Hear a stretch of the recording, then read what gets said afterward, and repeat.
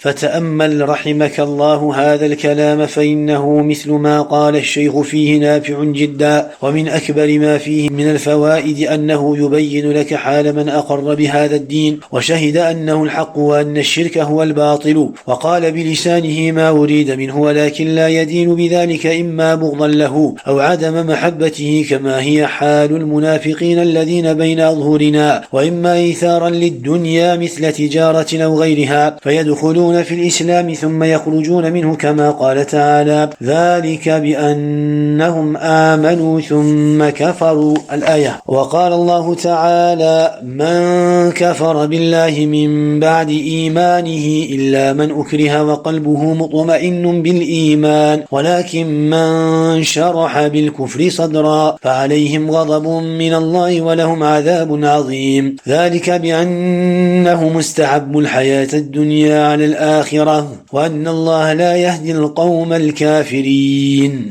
Il nous a cité deux dalils. Le premier dalil nous explique que ces gens-là mécroient après avoir cru en Allah subhanahu wa ta'ala. Ils tombent dans la mécréance après avoir accepté l'iman. ذلك بأنهم آمنوا ثم كفروا. ذلك بأنهم آمنوا ثم كفروا. C'est parce qu'en vérité ils ont cru puis ont rejeté la foi, puis ils ont mécru. Ils ont cru, puis ils ont mécru. Tamam? Pourquoi est-ce qu'ils ont mécru? Il y a plusieurs causes, plusieurs choses qui ont fait qu'ils ont mécru. Justement, le deuxième dalil nous explique qu'ils ont mécru. Pourquoi? Parce qu'ils ont préféré les biens de la vie d'ici-bas. Ils ont préféré la vie d'ici-bas à celle de l'au-delà. Tamam? Alors Allah Azza wa Jal dit dans les versets 106 et 107 de sourate An-Nahl, Man kafara billahi min ba'di imanihi. Chouf, man kafara billahi min ba'di imanihi. Quiconque mécroit en Allah après avoir cru. من كفر بالله من بعد إيمانه إلا من أكره وقلبه مطمئن بالإيمان ولكن من شرح بالكفر صدرا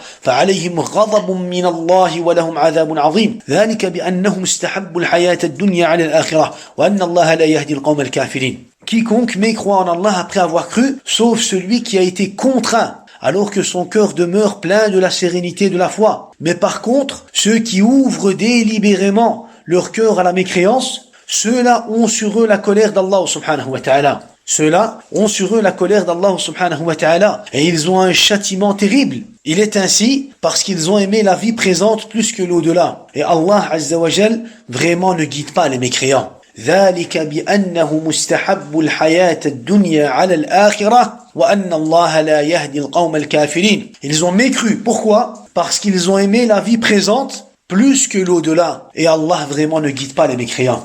Dans ce verset, on a une réplique al-Murji'ah, al-Jahmiyyah. Pourquoi? Parce que les Murji'ah et les Jahmiyyah, chez eux, la croyance se résume, ou la mécréance pour eux, la mécréance pour les Jahmiyyah se résume dans quoi? Dans le changement de la croyance. Tu dois changer ta croyance. Tu dois avoir commis ce kufr avec ta croyance, avec ton cœur, C'est ce qu'on appelle at-takdhib. Ça veut dire que tu dois démentir cela, mais avec ton cœur.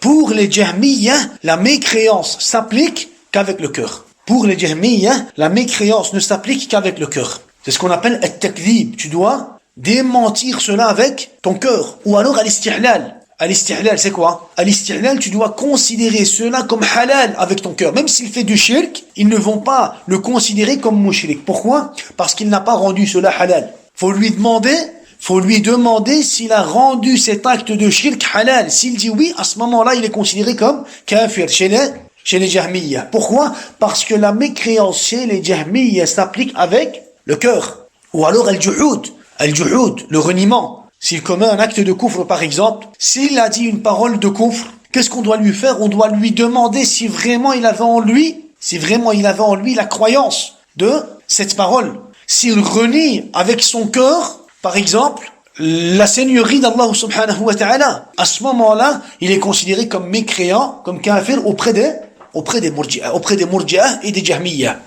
Donc, on doit comprendre tout d'abord quoi? On doit comprendre tout d'abord leur méthodologie, leur façon de faire, leur façon d'expliquer la religion, leur façon de croire. Pour eux, la mécréance ne s'applique qu'avec le cœur. Walakin auprès des savants d'Ahl Sunnah wal Jama'a, et c'est pour cela que l'homme qui va commettre autant de shirk et de kufr ne sera quand même pas considéré comme kafir auprès des Jahmiyyah. Pourquoi? Parce qu'il faut lui demander. Il faut lui demander. Le Tarout, il fait du kufr, il fait du shirk, il appelle les gens à du shirk. Il fait des kufriyat et des shirkiyat, voilà qu'il n'est quand même pas considéré comme kafir. Pourquoi? Parce qu'il faut lui demander. Il faut lui demander ce qu'il avait en lui dans son cœur. Mais pourquoi tu veux qu'on lui demande ce qu'il avait en lui dans son cœur? Pourquoi? Il va te dire parce que la croyance, c'est at-tasdiq. Et la mécréance, c'est le contraire de tasdiq. C'est quoi? C'est le juhud. Ça voudrait dire qu'il doit quoi? Qu'il doit renier cela avec son cœur, ou alors qu'il doit rendre cela halal avec son cœur, ou alors qu'il doit démentir cela avec son cœur. Tamam? Walakin, auprès des savants d'Ahl Sunnah wal Jama'a, l'iman, la foi, est basée sur trois choses. Une croyance avec le cœur, une application avec les membres, et une prononciation avec la langue. Tamam? Ce sont les composants de la foi, de l'iman. Tu veux avoir l'iman en toi-même, tu dois rassembler ces trois principes. La prononciation, l'application et la croyance. Et c'est justement pour cela que la mécréance s'applique de la même façon. S'applique avec ces trois principes. L'homme peut devenir mécréant avec une simple parole. Avec une simple parole. Même s'il n'y a pas de quoi, même s'il n'a pas avec cette parole une croyance au fond de lui-même. S'il a dit une parole de kufr, il est considéré comme kafir. Il est considéré comme kafir. Même s'il n'a pas avec cette parole quoi, même s'il n'a pas avec cette parole une croyance en lui-même. Tamam? Ouais, mais j'ai dit cela pour blaguer, je n'avais pas en moi le sens premier de cette parole. Cela ne nous regarde pas.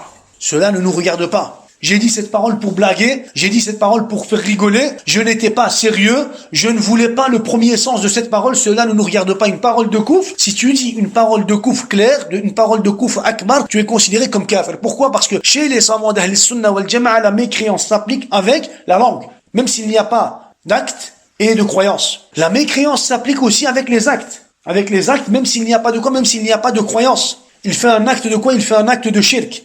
Ou alors il fait un acte de kufr. Il est considéré comme mushrik kafir, même s'il n'y a pas avec cet acte une croyance. Même s'il n'y a pas avec cet acte une croyance. Par exemple, qu'est-ce qu'il va faire? Il va dénigrer le Coran al-Karim. Il va jeter le Coran al-Karim. Il va se moquer du prophète alayhi salatu wassalam. Tamam, il est considéré directement kafir. Directement kafir. Mais lorsque tu vas rencontrer un murji ou un jahmi, qu'est-ce qu'il va te dire? Non, tu ne peux pas le considérer kafir, tu dois lui demander ce qu'il avait en lui, dans son cœur, lorsqu'il a jeté le Coran, lorsqu'il a dénigré le Coran, lorsqu'il s'est moqué du prophète alayhi salatu wassalam. S'il avait cela en lui-même, dans son cœur, cette mécréance, s'il l'avait en lui-même, à ce moment-là, ça voudrait dire qu'il est kafir. S'il te dit non, je n'avais pas cela, il est toujours considéré comme musulman. Ça c'est auprès des Jahmiyyah. عند علماء أهل السنة والجماعة, il est considéré kafir مباشرة.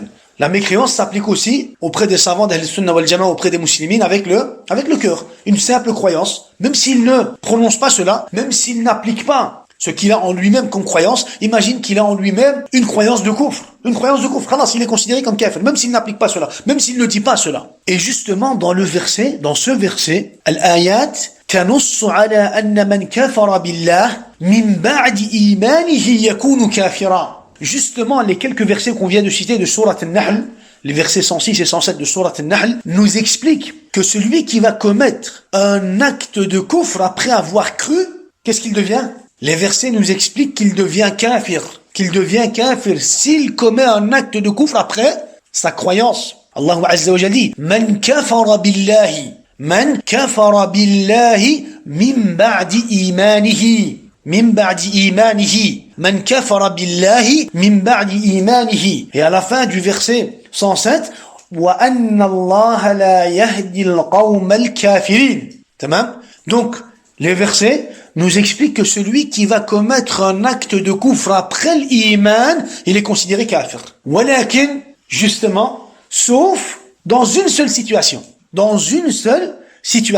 إلا أن يكون مكرها على فعل الكفر في الظاهر وقلبه مطمئن بالإيمان في الباطن. تمام؟ Sauf dans une seule situation. S'il est sous contrainte, c'est-à-dire qu'il est sous ikrah, qu'il est forcé de commettre cette application de kufr apparent, tamam? Donc, il est sous contrainte, walakin, tout en ayant un cœur rempli de la sérénité de la foi de l'iman. Ça voudrait dire qu'en lui-même, qu'est-ce qu'il doit être? En lui-même, il doit être mu'min. Dans son corps, il n'y a rien qui va changer. Walakin, dans ses actes, qu'est-ce qu'il va avoir? Dans ses actes, il va avoir un changement. Qu'est-ce qu'il va faire? Il va prononcer parole de kufr, ou alors il va faire un acte de kufr. Pourquoi? Parce qu'il est forcé, il est sous contrainte. Il est mukrah, il est tahta al-ikrah. Tamam? Donc ce verset nous explique cela. Et donc, on comprend justement de ce verset deux points avec lesquels on va répliquer à Al-Murji'a al-Jahmiyya. Deux points avec lesquels on va répliquer à Al-Murji'a al-Jahmiyya. Anna al-kufra la yaqa'u bi taghyir al-i'tiqad. On comprend quoi? On comprend que la mécréance ne se réalise pas avec le changement de la croyance. On comprend par ce verset que la mécréance ne se réalise pas que seulement avec le cœur. Tamam ya ikhwa. Yani, les Murji'a Jahmiyya, qu'est-ce qu'ils disent ya ikhwa? Ils disent que la mécréance ne s'applique qu'avec le cœur. On doit lui demander pour voir s'il avait le juhud. On doit lui demander pour voir s'il avait l'istihlal. On doit lui demander pour voir s'il avait quoi? At-takdhib. Des applications qui se font avec le cœur. Les Jahmiyya disent, la mécréance s'applique avec le cœur. On va leur dire, batil. Pourquoi batil? Parce qu'Allah Azza wa Jal, justement, dans ce verset, il nous dit que celui qui va dire une parole de kufr, après avoir cru, il sera considéré comme kafir. Il sera considéré comme kafir. Parce que dans tous les cas, même celui qui est tahta al-ikrah, qui est sous contrainte, son cœur, au fond de lui, dans son cœur, il est toujours mu'min. Il doit toujours être mu'min. Ça va? Donc le premier point, qu'est-ce qu'on va dire? On va dire que la mécréance ne s'applique pas seulement avec le cœur. Parce que aussi, la contrainte ne peut pas s'appliquer sur le cœur, ikhwa. Tamam? La contrainte ne peut pas s'appliquer sur le cœur. La contrainte, ikhwa, s'applique sur la langue, sur les paroles et les applications. La contrainte ne s'applique pas sur le cœur. Et donc, on va lui dire, ça ne sert à rien de nous parler du cœur parce qu'à la base, la contrainte ne s'applique pas sur le cœur. La contrainte s'applique sur la langue et les paroles. Et donc, s'il prononce une parole de kufr ou qu'il fait un acte de kufr sans qu'il soit sous contrainte, il est d'office kafir parce que Allah Azza wa Jal nous parle de quoi? Nous parle de la contrainte mais au niveau de l'apparence. Dans le cœur, pour le cœur, concernant le cœur, il ne peut pas y avoir de quoi? Il ne peut pas y avoir de contrainte. Allez, imagine quelqu'un qui va venir et qui va te dire, crois que Isa est le fils de Dieu. Même si tu lui dis, j'ai cru, imagine que tu es sous contrainte et que tu lui dis, j'ai cru. Au fond de toi, tu n'y crois pas. Parce que si tu y crois avec ton cœur, si tu crois vraiment à cela avec ton cœur, d'office t'es kafir. T'es plus sous contrainte. Donc les ulama ont dit à la base, la contrainte ne s'applique pas sur le cœur. La contrainte ne s'applique pas sur le cœur. Donc on va dire Al-Murji'a al-Jahmiyya, ce verset vous répond, vous réplique, détruit votre croyance. Vous dites que la mécréance s'applique avec le cœur, pourtant Allah Azza wa Jal nous parle de quoi? De celui qui va prononcer un acte de kufr, celui qui va prononcer une parole de kufr, qui va faire un acte de kufr, sous contrainte, en ayant toujours un cœur rempli de quoi? De sérénité. Lui, il n'est pas kafir. Mais celui qui va prononcer sans qu'il soit sous contrainte, celui qui va faire sans qu'il soit sous contrainte, il est considéré comme kafir. Mafhoum, ikhwa? Yani, faut faire le lien entre l'iman et al-ikrah. Entre l'iman et al-ikrah. Ou alors entre le kufr et al-ikrah. L'ikrah ne s'applique pas sur le cœur. On va lui dire, il va nous dire, faut lui demander ce qu'il a en lui-même. On va lui dire, ouais, mais l'ikrah, dans tous les cas, l'ikrah ne s'applique pas sur le cœur. L'ikrah ne s'applique pas sur le cœur. Alors il va te dire, ouais, mais pourquoi est-ce que tu me dis cela? On va lui dire, Allah Azza wa Jal nous parle, il nous cite, il y a une situation où l'homme ne va pas être considéré comme kafir.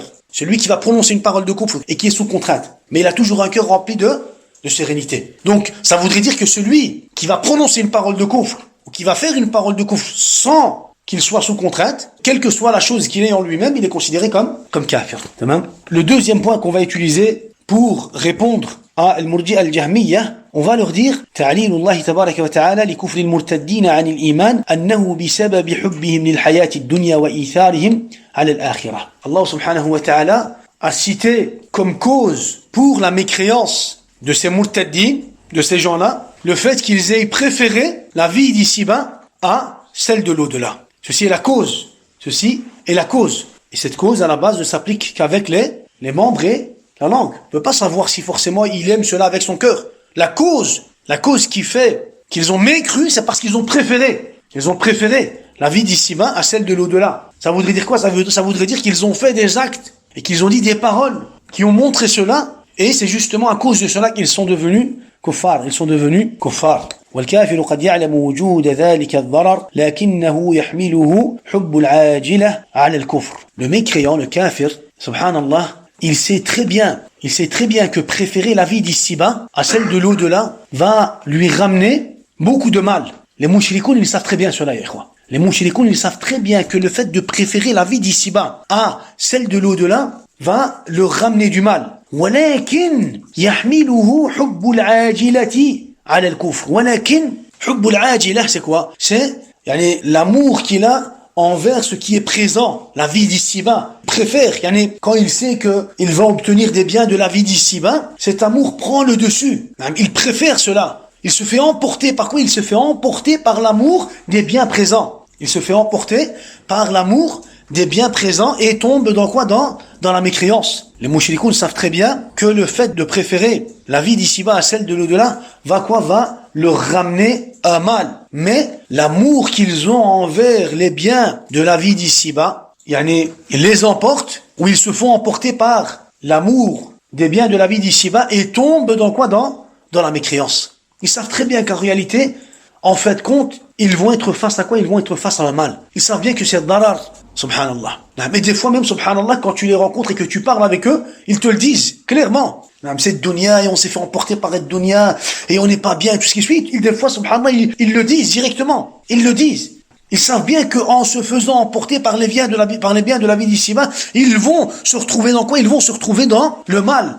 Dans le darar. Ils vont se faire du mal, ils vont se faire du tort. Pourquoi? Parce qu'il y avait ad-din. Qu'est-ce qu'ils ont fait? À cause des biens de la vie d'ici-bas, ils ont négligé la religion, ils ont négligé l'aqidah, ils ont négligé l'ibadat, ils ont négligé la da'wah, ils ont négligé le muhim, amr Allah azza wa jal. Et ils savent très bien que, en fin de compte, ils vont quoi? Ils vont subir un mal, que ça soit ici sur terre ou alors dans l'au-delà. Alors, il dit, Inna Allah astathna al-mukrah min al-kuffar. Dans ce verset, Allah subhanahu wa ta'ala, qu'est-ce qu'il fait? Il exclut celui qui est sous contrainte. Il exclut celui qui est sous contrainte des mécréants.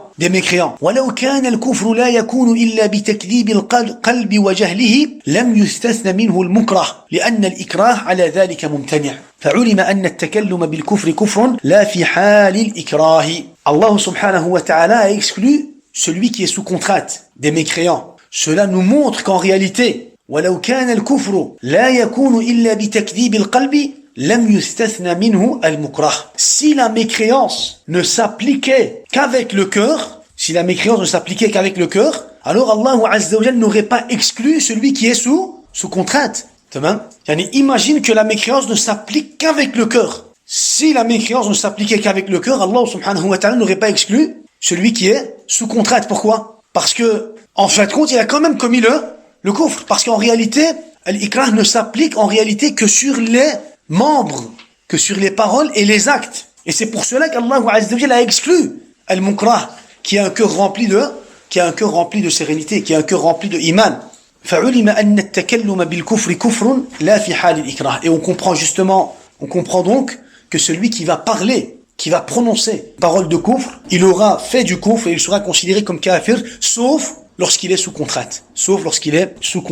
Al-Muhim, ce qu'on doit savoir, ce qu'on doit comprendre, ce qu'on doit savoir et ce qu'on doit comprendre, c'est que le sujet de l'ikrah, Inch'Allah, on va l'aborder par après, en long et en large. On va parler des paroles des ulama à propos de l'ikrah, les limites de l'ikrah, jusqu'où on peut aller pour l'ikrah. Est-ce que l'ikrah est un seul niveau ou alors c'est un palier qui a un minimum et un maximum? Tout ça, on va parler de tout ça, bi'idhnillah. Et dans quel cas la contrainte est considérée comme une excuse vraiment valable et dans quel cas, parce qu'il y a des cas où la contrainte n'est pas considérée comme une excuse dans la jurisprudence. Dans la jurisprudence, il y a des cas où, même si tu prétends qu'il y avait l'ikrah, il n'y avait pas d'ikrah.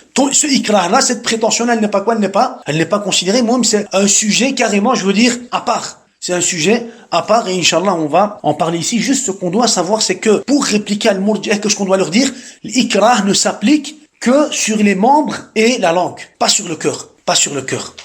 Donc ça sert à rien de me dire s'il a commis cet acte de kufr avec son cœur. Parce que s'il l'a commis avec son cœur, d'office, il est quoi? D'office, il est kafir. On ne parle pas de celui qui va appliquer cela avec son cœur. Parce que pour le cœur, il ne peut pas y avoir de quoi? Il ne peut pas y avoir de ikrah. Allah Azza wa Jalla, dans ce verset, il nous parle de celui qui va commettre un acte de kufr lorsqu'il est sous contrainte. S'il est mukrah, il est musulman. Il n'est pas kafir. Donc celui qui va prononcer une parole de kufr sans être sous contrainte, d'office, il est kafir. تمام يا إخوة. المهم je sais bien que c'est un sujet un peu compliqué ولكن on va y revenir إن شاء الله. ذلك بأنهم استحبوا الحياة الدنيا على الآخرة وأن الله لا يهدي القوم الكافرين وأن الله لا يهدي القوم الكافرين. يقول الإمام الطبري يقول الله تبارك وتعالى حل بهؤلاء المشركين غضب الله ووجب لهم العذاب العظيم من أجل أنهم اختاروا زينة الحياة الدنيا على نعيم الآخرة. الإمام الطبري dit ces mushrikoun ont mérité la colère d'Allah subhanahu wa ta'ala et le châtiment terrible. Pourquoi? Parce qu'ils ont préféré la vie d'ici-bas à celle de l'au-delà. Ils ont préféré la vie d'ici-bas au bien de l'au-delà. Subhanallah. On continue avec Mufid al-Mustafid. فإذا قال هؤلاء بألسنتهم نشهد أن هذا دين الله ورسوله ونشهد أن المخالف له باطل وأنه الشرك بالله غر هذا الكلام ضعيف البصيرة. Si ceux-là devaient prononcer de leur bouche, nous attestons que ceci est la religion d'Allah et son messager. Nous attestons que ce qui est en contradiction avec cela est faux. Nous attestons que ce qui est en contradiction avec cela, le shirk, est le faux. Et qu'il s'agit du shirk envers Allah subhanahu wa ta'ala. S'ils disent cela, s'ils prononcent cela avec leur bouche, ces propos-là tromperont celui qui manque de clairvoyance. Qu'est-ce que ça veut dire? Il veut dire par là que, si ces gens-là, si ces mushrikoun devaient vous dire qu'ils ont accepté le tawhid, et que le tawhid est la vérité, et que le shirk est le faux, celui qui est faible au niveau de la science, niveau de l'basira, de la clairvoyance, qu'est-ce qu'il va faire? Il va se faire arnaquer par ces quelques belles paroles. Qu'est-ce qu'il va dire? Mais regarde, ils témoignent que le tawhid est la vérité. Ils disent que le tawhid est la vérité. Ils disent que le shirk est faux. Et le faux, qu'est-ce qu'ils vont faire? Ils vont se faire tromper par ces quelques paroles. Et c'est ce qui arrive, ya ikhwa. Celui qui est faible au niveau de l'iman, celui qui est faible au niveau de sa aqida, qu'est-ce qu'il va faire? Il va entendre un homme parler du tawhid, un savant, contemporain, ou qui est déjà mort au siècle dernier. Moi-même, il va entendre des paroles. Qu'est-ce qu'il va dire? Il va se faire tromper. Il va se faire tromper par ces quelques paroles. Ce qu'on regarde, ce qu'on prend en considération, ce n'est pas, ya ikhwa, les quelques belles paroles. Ce n'est pas par rapport aux paroles qu'on va prendre de position ou qu'on va juger forcément une personne. Non, c'est par rapport à ses actes. Il peut prononcer de belles paroles, mais si en fait compte, s'il n'a pas renié le tarout, s'il ne sait pas désavouer du shirk et des mushrikin, il peut dire autant de belles paroles, il ne sera quand même pas considéré musulman auprès d'Allah et auprès des musulmans. Walakin dha'if al-basira, celui qui est faible au niveau de quoi? Qui est faible au niveau de sa foi, qui est faible au niveau de l'iman, qui est faible au niveau de sa science, de l'basira, de sa clairvoyance. Dès qu'il va entendre un homme parler, dire ce genre de paroles, tawhid, shirk, tarout, qu'est-ce qu'il va faire? Il va se faire emporter. Il va dire, walakin ils sont aussi sur le haq, et il va s'abstenir de quoi? Il va s'abstenir de faire le takfir de ces mushrikin. Pourquoi? Parce qu'ils ont prononcé 2-3 belles paroles. Taban, il dit cela pour qui? Il dit cela pour son frère. Il dit, toi, t'entends quelques belles paroles, t'entends tawhid, t'entends que le shirk, qu'il témoigne que le shirk est le faux et que le tawhid est la vérité. Khalas, tu te fais emporter par quoi? Tu te fais emporter par leurs paroles. Walakin cela nous montre qu'en réalité, tu es dha'if al-basira. Tu es faible au niveau de quoi? Tu es faible au niveau de ta clairvoyance. أعظم من هذا وأطم أن أهل حريملا ومن وراءهم يصرحون بمسبة الدين وأن الحق ما عليه أكثر الناس يستدلون بالكثرة على حسن ما هم عليه من الدين ويفعلون ويقولون ما هو من أكبر الردة وأفحشها. Ici وأعظم من هذا وأطم أن أهل حريملا ومن وراءهم يصرحون بمسبة الدين. Le pire et le plus grave est que les gens de Huraymla et ceux qui sont avec eux insultent ouvertement la religion.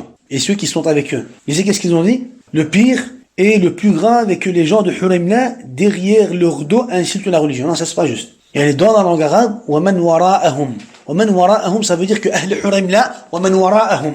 أهل Huraymla, les gens de Huraymla, et ceux qui sont avec eux. C'est un terme qu'on utilise dans quoi? Taban, وَرَاءَهُم, ça veut dire quoi? وَرَاءَك. Ça veut dire quoi, وَرَاءَك? Derrière toi.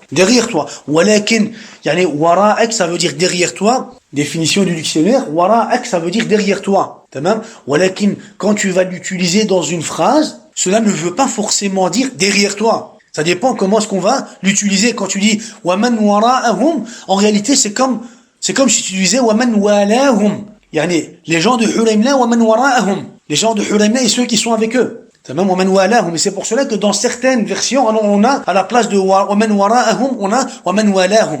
المهم وأعظم من ذلك وأطم أن أهل حريملا ومن وراءهم يصرحون بمسبة الدين. Le pire et le plus grave est que les gens de Huraymla et ceux qui sont avec eux insultent ouvertement la religion.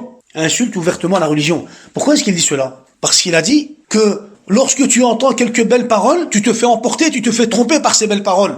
Si tu devais entendre ce genre de paroles, tu vas te faire tromper. Le faible de quoi? Le faible de clairvoyance va se faire tromper, arnaquer par ces quelques belles paroles. Mais toi, ces gens-là dont on parle, c'est même pas des gens qui disent des belles paroles. C'est des gens qui insultent la religion d'Allah subhanahu wa ta'ala. Pour lui dire que déjà, si tu devais être toi confronté à des gens qui disent des belles paroles, déjà qu'est-ce que je vais dire? Je vais dire que tu es faible au niveau de ta clairvoyance. Mais là, on parle des gens qui insultent ouvertement la religion d'Allah subhanahu wa ta'ala. Tu t'abstiens de faire le takfir des gens qui insultent, qui se moquent de la religion d'Allah subhanahu wa ta'ala. Quand il dit « Yusarrihuna bimasabbati ad-din », qu'est-ce que ça veut dire? Ils insultent ouvertement la religion. De quoi est-ce qu'ils parlent? Ils parlent justement qu'ils insultent le tawhid et les gens du tawhid. Ils insultent le tawhid et les gens du tawhid. Et ils disent que la vérité est ce sur quoi la majorité des gens se trouvent. Les gens de Hulaymla, comme argument, qu'est-ce qu'ils disent? Les gens de Hulaymla, les mouchrikoun de Hulaymla, qu'est-ce qu'ils disaient? Ils disaient que la vérité, ils considéraient la vérité par rapport à quoi? Par rapport à la quantité. Par rapport à la quantité. Leur mesure, ou alors leur balance, pour connaître la vérité, était quoi? Était la quantité. Et alors justement, il leur dit, subhanallah, ces gens-là, déjà à la base, ils ne connaissent même pas la notion de l'haq. Ils ne savent même pas que la vérité, on ne la mesure pas avec la quantité, mais plutôt avec quoi? Avec le dalil, avec le Coran, ou le Sunna, ou ijma' as-sahaba. Ils ne savent même pas cela. Ils ne savent même pas cela. Et c'est pour cela qu'aujourd'hui, on rencontre encore une fois des gens qui vont quoi? Des gens qui vont se suffire de la quantité pour dire que cette chose, ou pour dire qu'une chose est une vérité. Une vérité. Pourquoi? Parce que tout le monde fait le shirk. Pour eux, le shirk devient une vérité. Parce que tout le monde fait le kufr, parce que tout le monde croit au tarout, que le fait de croire au tarout devient une vérité. Et de critiquer les tawarit devient le faux. C'est même chez les mouchrikoun aujourd'hui, c'est comme ça, y'a. Chez les mouchrikoun aujourd'hui, c'est comme ça. Si tu crois, si la majorité des gens font quelque chose, cela voudrait dire que cela est une vérité. Et c'est pour cela qu'ils considèrent quoi? Il y a des mouchrikoun, des bala'im ila akhirih qui vont considérer l'asha'ira. L'asha'ira comme quoi? Ils vont considérer l'asha'ira comme ahl sunnah. Ils vont dire les asha'ira sont considérés, de ahl sunnah wal jama'a. Les asha'ira. Pourquoi? Parce qu'il y a beaucoup de asha'ira. La majorité et la masse des gens sont sur quoi? Sont sur la aqida de l'asha'ira, de l'maturidiyya. Donc on peut pas considérer cela comme quoi? On va pas considérer cela comme, on va dire, une bid'a, un égarement, ou alors même du shirk, ou alors même du kufr. Non. Pourquoi? Parce que la majorité des gens sont asha'ira. Tamam? Et quand ils vont vouloir argumenter cela, qu'est-ce qu'ils vont dire? Ils vont dire, les derniers savants de la Ummah qui ont servi à l'islam, qui ont écrit des livres et qui ont expliqué des livres, des ouvrages, de l'hadith, de l'fiqh ila akhirih, sont des savants de asha'ira. La majorité des savants. Qu'est-ce que ça veut dire? Pour nous, ça veut rien dire. Pour nous, ça veut rien dire. Même si tous ceux qui ont écrit des ouvrages sont des asha'ira, pour nous, cela n'a quoi? Cela n'a aucune importance. La vérité, on ne la mesure qu'avec la révélation. Al-wahi.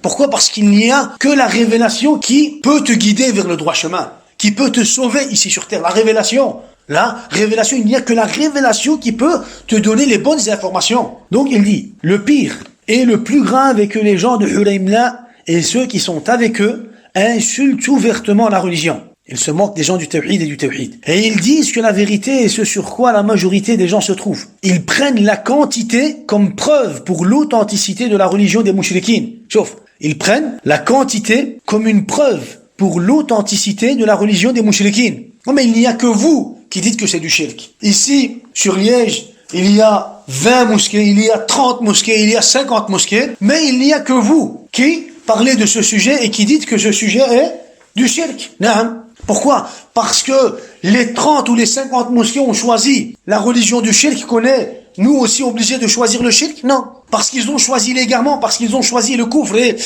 le shirk, qu'on doit nous forcément accepter cela? Non. Lorsqu'on dit que c'est du shirk, on le dit par rapport à quoi? Par rapport à al-kitab ou al-sunnah. Par rapport à al-kitab ou al-sunnah, par rapport à ijma' as-sahaba. Par rapport à ijma' as-sahaba. Et c'est pour cela que depuis le début, on l'aura toujours dit. Ramenez-nous une seule preuve que cet acte n'est pas considéré comme du shirk. Que ces actes ne sont pas considérés comme du kufr ou comme du shirk. Toujours, ils ont préféré parler derrière nous, mais lorsqu'on les a eu devant nous et qu'on leur a demandé des preuves, ils n'ont jamais été capables de quoi? De nous ramener des preuves. Pourquoi? Parce que leur seule preuve, leur seule preuve, c'est la quantité. C'est pour cela que lorsqu'il y a une personne de chez eux qui part, ça les dérange parce qu'ils ne veulent pas que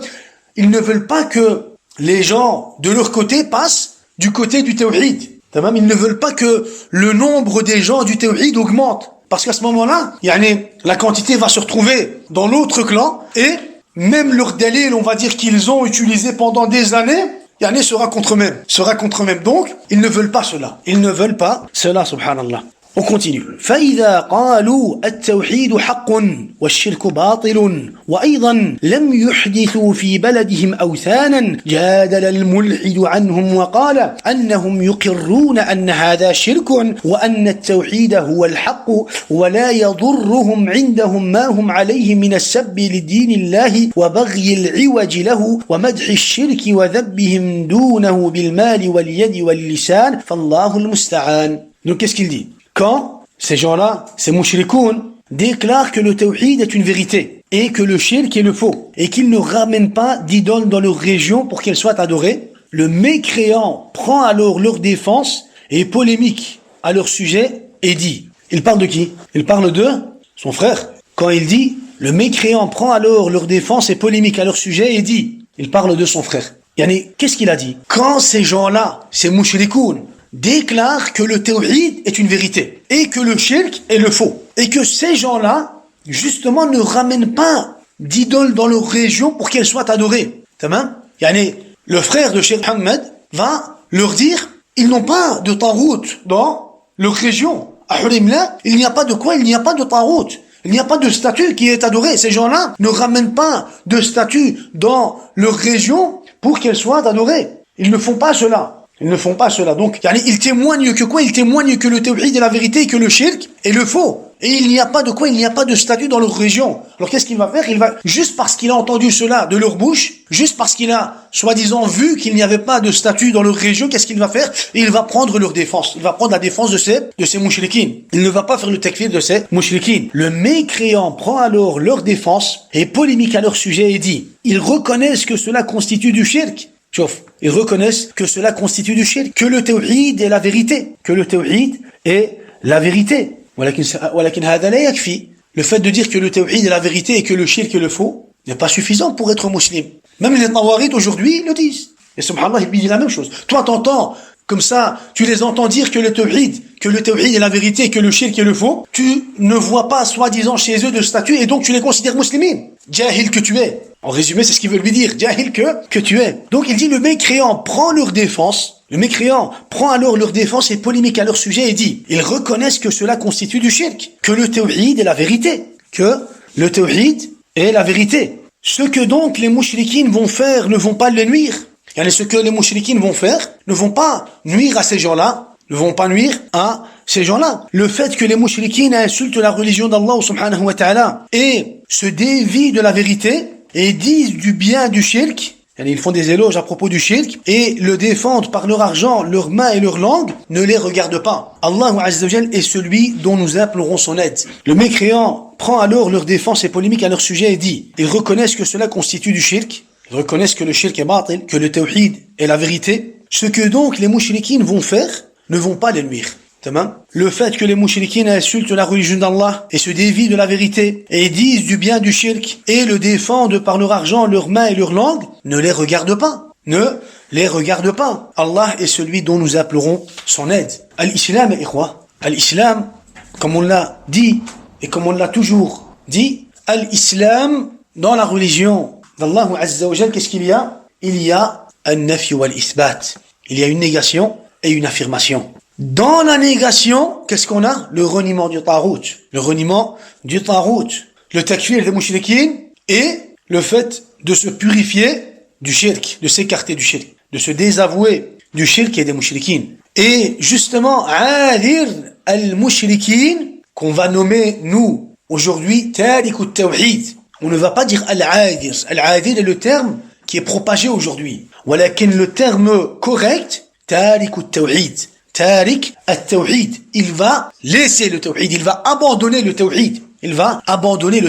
Adirul mushrikin, c'est-à-dire tariq at-tawhid, celui qui va abandonner le tawhid, ne va pas appliquer an-nafi. C'est-à-dire qu'il ne va pas faire le takfir des mouchriquines et il ne va pas se désavouer du shirk et des mouchriquines. Pourquoi? Parce qu'il s'abstient de faire le takfir des mouchriquines. Et donc s'il ne fait pas le takfir des mouchriquines, en réalité il n'a pas relié le tarout. Il fait partie du reniement du tarout, le fait de croire qu'ils ne sont pas des divinités. Le fait de croire qu'ils sont des fausses divinités. Quand on parle de l'kufr bit-taghut, de quoi est-ce qu'on parle? Quand on parle de l'kufr bit-taghut, tu dois avoir en toi ces sens. On parle tout d'abord que ces tawaghit ne sont pas des vraies divinités. Non, ils ne sont que des fausses divinités. Aliha batila. Premièrement, taghut, c'est-à-dire aliha batila. Deuxièmement, i'tiqad butlan al-shirk. Tu dois croire que le shirk est le faux, annulé, non, erroné. Tu dois croire que le shirk est le faux, que le shirk que les gens vont appliquer envers ces tawaghit est batil, n'est pas accepté, n'est pas accepté. Tamam, ash-shirku batil. Troisièmement, quand on parle du kufr dans taghut, on parle de quoi? On parle du délaissement du shirk et du délaissement du shirk à un tel point où tu vas t'éloigner de celui-ci. Non, du shirk, du délaissement du shirk, du fait de s'écarter du shirk, tamam, de se purifier du shirk, de se nettoyer du shirk, de se désavouer du shirk. Tamam. Quatrièmement, quand on parle de l'kufr bit-taghut, on parle du takfir des mouchriquines. On parle du fait de faire le takfir des mouchriquines. Pourquoi? Parce que ce sont les mouchrikoun qui font que les tawaghit existent. Ce sont les mouchrikoun qui vont commettre du shirk envers les tawaghit. Ce sont les mouchriquines qui vont quoi? Qui vont rendre l'adoration du taghut comme quoi? Comme correct, comme valide. Ce sont les mouchrikines qui vont appeler les gens à l'adoration du taghut. Et le cinquième point, quand on parle de l'kufr bit-taghut, on parle de quoi? De l'bourd ou al-mu'adat. De l'bourd et de al-mu'adat. L'inimitié, l'hostilité, la haine ila akhirih. Al-bourd ou al-mu'adat. C'est 5 points. Si tu veux réaliser al-kufr bit-taghut, tu dois avoir en toi-même, tu dois réaliser ces 5 points. Tous ces sens font partie de quoi? Tous ces sens font partie du verset فَمَنْ يَكْفُرْ بِالطَّاغُوتِ وَيُؤْمِنْ بِاللَّهِ فَقَدِ اسْتَمْسَكَ بِالْعُرْوَةِ الْوُثْقَى لَا انْفِصَامَ لَهَا وَاللَّهُ سَمِيعٌ عَلِيمٌ. Tous ces sens que je viens de citer, les 5 sens que je viens de citer, font partie de ce verset. فَمَنْ يَكْفُرْ بِالطَّاغُوتِ وَيُؤْمِنْ بِاللَّهِ فَقَدِ اسْتَمْسَكَ بِالْعُرْوَةِ الْوُثْقَى لَا انْفِصَامَ لَهَا وَاللَّهُ سَمِيعٌ عَلِيمٌ. Comment est-ce qu'on va expliquer cela? Imaginez-vous que celui qui est en face de vous, lorsqu'il va vous entendre dire cela, qu'est-ce qu'il va faire? Il va contester. Il va te dire, oh mais ces sens, c'est toi qui les as rajoutés. Qu'est-ce qu'on va lui dire? On va lui dire, chauffe. فَمَنْ يَكْفُرْ بِالطَّاغُوتِ. Et celui qui va donc renier le taghut. Ici, la parole d'Allah subhanahu wa ta'ala, est-ce qu'elle est mujmal ou alors elle est mufassal? D'office, elle est mujmal. Fihi ijmal. Fihi ijmal, ça veut dire que Allah azza wa jalla ne nous détaille pas directement tout à propos de quoi? Tout à propos du reniement du taghut. Allah azza wa jalla nous dit tout simplement que celui qui va renier le taghut et qui va croire en Allah azza wa jalla, qu'est-ce qu'il aura fait? Il se sera tenu à la solide corde d'Allah subhanahu wa ta'ala. La ilaha illallah. Donc il y a quoi? Il y a un ijmal. Un ijmal, c'est-à-dire pas mutashabih. Non, mutashabih, c'est quelque chose de différent. Ici, il y a un ijmal, c'est-à-dire que il y a un sens qui n'a pas encore été quoi? Qui n'a pas encore été expliqué. Ijmal. C'est pas un sens qui a été détaillé. Le taghut, mais c'est qui le taghut? Allah azza wa jalla nous parle du reniement du taghut. Qui est le taghut et comment je dois renier le taghut? Ça, quand on va entendre ce verset, imagine que quelqu'un veut devenir musulman. Le kafir veut devenir musulman. Tu vas lui dire, chauffe, dans l'islam, on a un principe. فَمَنْ يَكْفُرْ بِالطَّاغُوتِ وَيُؤْمِنْ بِاللَّهِ. Qu'est-ce qu'il devrait te dire? Il devrait te dire, j'ai compris que je devais renier le taghut. Mais explique-moi, qui est le taghut et comment je dois le renier? Ça? Donc, qu'est-ce qu'on va faire? On va revenir vers tous les autres versets et les hadiths qui nous parlent de quoi? Qui nous parlent de ce sujet et qui vont nous détailler ce sujet. Sahih wa. Exactement comme quoi? Exactement comme wa aqimus salah. Tu vas appeler le mushrik, le kafir, à qui tu vas lui faire la da'wah, tu vas lui dire wa aqimus salah. Qu'est-ce qu'il va te dire? J'ai compris que je dois prier. Mais comment je dois prier? C'est quoi la prière? Comment je dois faire la prière? Combien de prières? Alors qu'est-ce que tu vas faire? Tu vas revenir aux preuves qui vont quoi? Qui vont fassal, qui vont détailler la prière, Et donc, quand on regarde justement quoi? Quand on regarde justement les versets et les hadiths qui nous parlent de ce sujet, on comprend et on voit qu'il fait partie du reniement du taghut, les 5 sens que je viens de citer. Le fait de croire qu'ils sont des fausses divinités, le fait de croire que le shirk est batil, le fait de s'écarter, de s'éloigner, de se purifier du shirk, le fait de faire le takfir des mouchriquines et al-bourd ou al-mu'adat. Tamam? Et on va justement dire, à celui qui va commencer à faire le falsafa, à propos du reniement du taghut, mais non, mais moi je renie le taghut, mais je ne fais pas son takfir, je ne fais pas le takfir des mouchriquines et tout ce qui suit. On va lui dire, ça sert à rien de commencer à tourner autour du pot. Toi, tu ne fais pas le takfir, tu ne fais pas al-kufr bit-taghut, tu ne renies pas le taghut. Pourquoi? Parce que le reniement du taghut est un terme religieux, un ordre religieux qui a été expliqué par qui? Par Allah Azza wa Jal, par Allah subhanahu wa ta'ala. Ce n'est pas à toi, ou à Fulan, ou à Illan, de quoi? De donner un sens au reniement du Tarout. Ce n'est pas toi qui vas venir mettre un sens au reniement du Tarout. Parce qu'il y a aujourd'hui un groupe de gens qui vont quoi? Qui vont dire, il y a aujourd'hui des gens qui vont dire quoi? Qui vont dire, le reniement du Tarout ne veut pas forcément dire qu'on doit faire leur takfir, ou qu'on doit faire le takfir des mouchriquins. On va leur dire, arrêtez de dire n'importe quoi. Et arrêtez de parler de la religion d'Allah subhanahu wa ta'ala avec ignorance, avec jahl. Avec jahl. Pourquoi? Le reniement du Tarout est l'ordre d'Allah. Allah Azza wa Jalla, lui, après l'avoir ordonné, nous l'a expliqué dans le Coran al-Karim. Allah nous l'a ordonné et c'est Allah qui nous l'a expliqué. Allah nous l'a ordonné et la révélation nous l'a expliqué. La prière, c'est Allah qui nous l'a ordonné et c'est la révélation qui nous l'a expliqué. Qu'est-ce que ça veut dire? Quand on va dire que c'est la révélation qui nous l'a expliqué, qu'est-ce que ça veut dire, Ikhwa? Quand on dit que c'est la révélation qui nous l'a expliqué, on veut dire en réalité que c'est un sujet qui est fermé à quoi? L'ijtihad. Il n'y a plus d'ijtihad. Si c'est la religion qui nous l'a expliqué, ça voudrait dire qu'il n'y a plus d'ijtihad. Cela voudrait dire qu'il n'y a plus de quoi? De khilaf. Cela voudrait dire qu'il n'y a plus de ta'wil. Cela voudrait dire qu'il ne peut plus avoir à propos de ce sujet de shubuhat et de khilaf. Comme l'a dit l'imam Shafi'i, Masail al-Tawhid, la taqbalu al-ghalata wa la taqbalu al-ta'wil wa la al-niza'. Comme le dit l'imam Shafi'i, les sujets du tawhid n'acceptent pas l'erreur, ni le ta'wil, ni la divergence. Ils ont mal compris, ils ont peut-être pas bien compris. Abadan.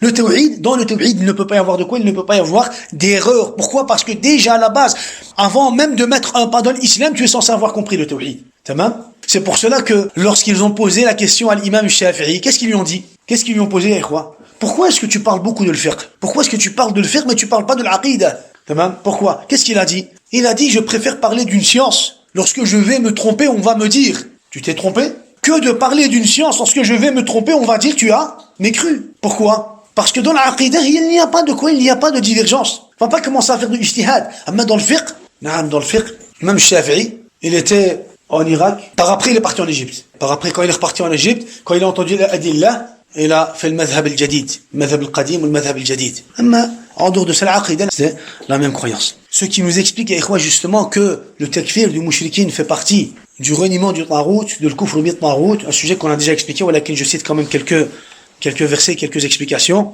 Le verset dans Surat al-Mumtahina. إِذْ قَالُوا لِقَوْمِهِمْ إِنَّا بُرَآءُ مِنْكُمْ وَمِمَّا تَعْبُدُونَ مِنْ دُونِ اللَّهِ. Surat al-Mumtahina, le verset 4. Ici, ce qui est important, ya ikhwa, إِنَّا بُرَآءُ مِنْكُمْ. Le kum à la fin, هل هي للأعمال أو للأقوال أو للأشخاص. Le kum à la fin, Inna bura'a'u minkum. Le kum à la fin de cette phrase, est-ce que c'est un pronom qu'on va utiliser pour les actes, pour les noms ou pour les personnes? Inna bura'a'u minkum. Les personnes. Donc on se désavoue de qui? Des personnes. Mais les murji'ah, eux, qu'est-ce qu'ils vont faire? Ils vont interpréter ce verset d'une nouvelle interprétation. Qu'est-ce qu'ils vont dire? On se désavoue seulement des actes, mais pas des personnes. Allah Azza wa Jalla dit minkum. Même les savants des mubtadi'a, mu'tazila, jahmiya, muhim, des sectes égarées, personne parmi eux ont dit que le kum était utilisé pour les actes et pour les paroles. Le kum, c'est pour un groupe de gens. Inna bura'a'u minkum. Bura'a'u minkum. On avait déjà expliqué. Qu'est-ce que ça voulait dire? Nous désavouons totalement de vous. Al-bara'a. Quand tu parles de al-bara'a, qu'est-ce que tu dois dire? Muqata'atun tamma.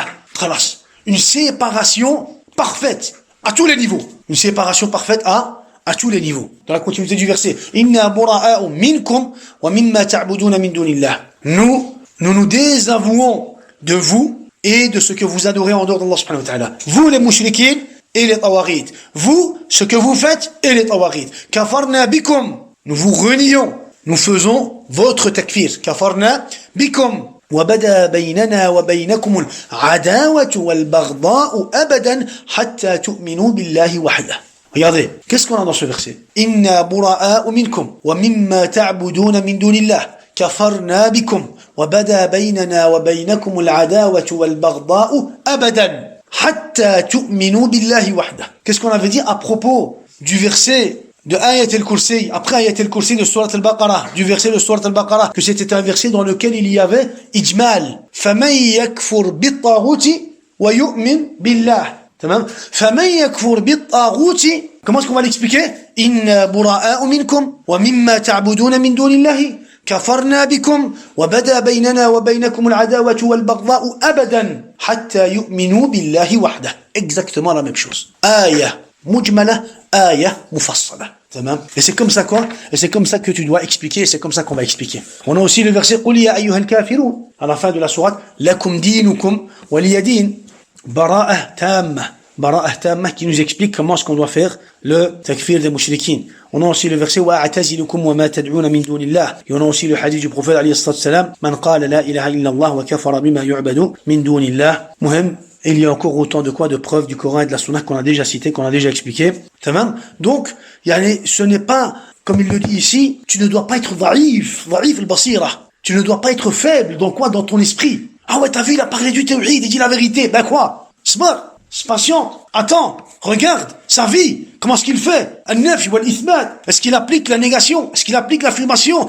Attends, de voir pour pouvoir prendre une position. Pour pouvoir prendre une position.